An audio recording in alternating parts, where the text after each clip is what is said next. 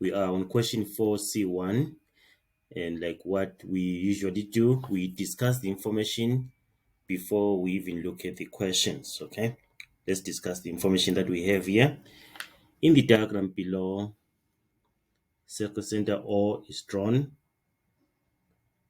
so it means this is the center of the circle. And then what do you see from this before you even move on to the next point? If O is the center and RK is a straight line and LN is a straight line, it means these two lines are what? Are diameters, because from the circumference through the center to the circumference. So these two lines are diameters. You see that? And then now, if you see a diameter, then you think of angle in a semicircle. An angle subtended by diameter is a right angle. So we have this angle here. It means this angle here is a right angle. Okay, this angle is a right angle there. Right, what else? So it means JRK is a right angle triangle. You see a right angle triangle? Think about the Pythagoras theorem, okay? All right, and then LN is also diameter, but which angle is subtended by LN there? Okay, we can't find any, but let's see.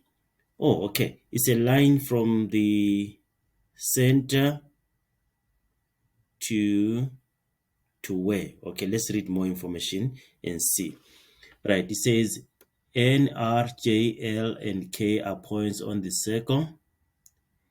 LN and RK are diameters. We've talked about that.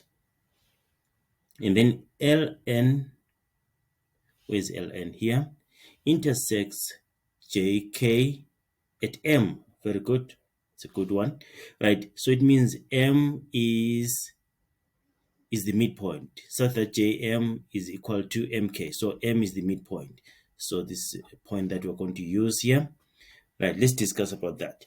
And then, so this line OL or OML is a line from the center to the midpoint of the chord. So what do you know about the line from the center to the midpoint of the chord? It is perpendicular to the chord. A line drawn from the center to the midpoint of the chord is perpendicular to the chord, meaning that this angle is 90 degrees, even this one is 90 degrees. Remember those theorems. Even that the line from the center perpendicular to the chord bisects the chord.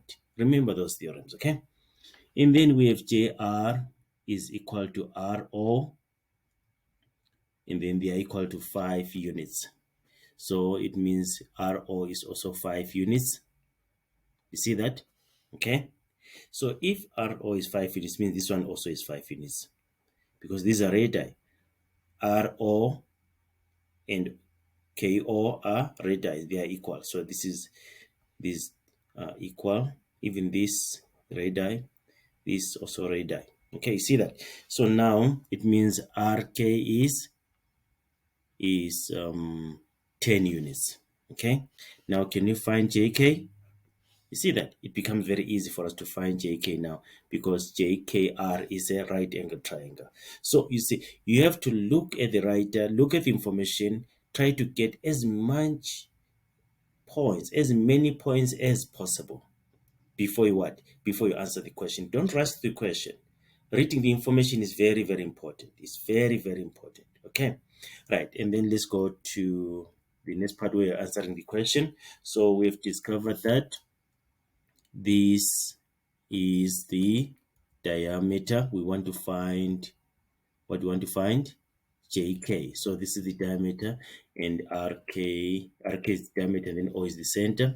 So meaning that this line segment RK is 10 units, because this is 5 units, this is 5 units.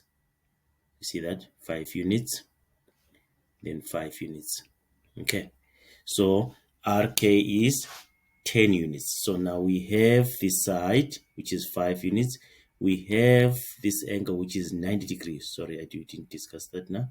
This is 90 degrees. So it means RK is the hypotenuse.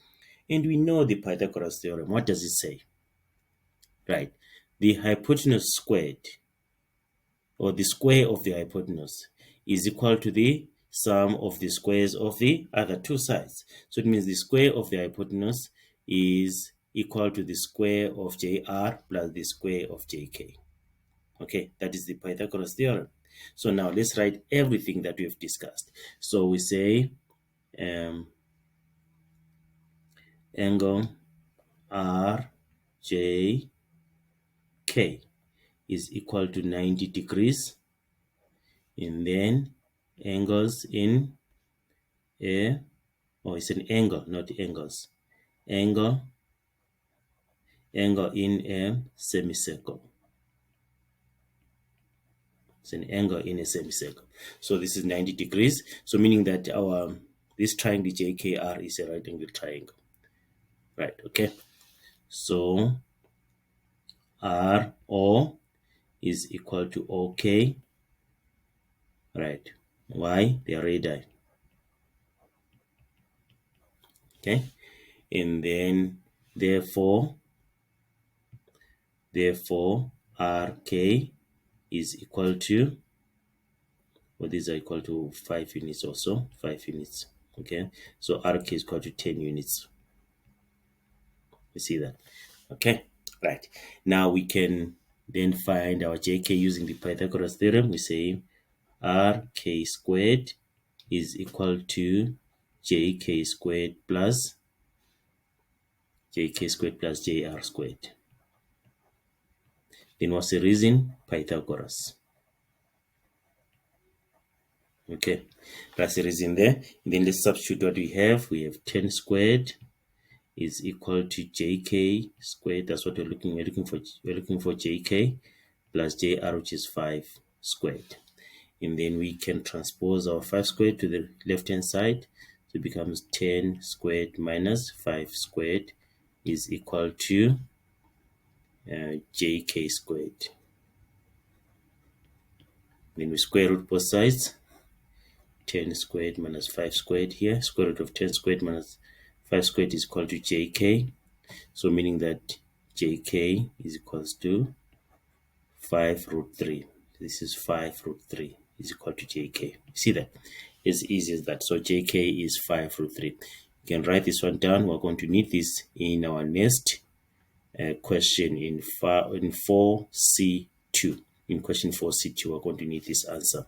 Okay, right. So that's what it's supposed to do there.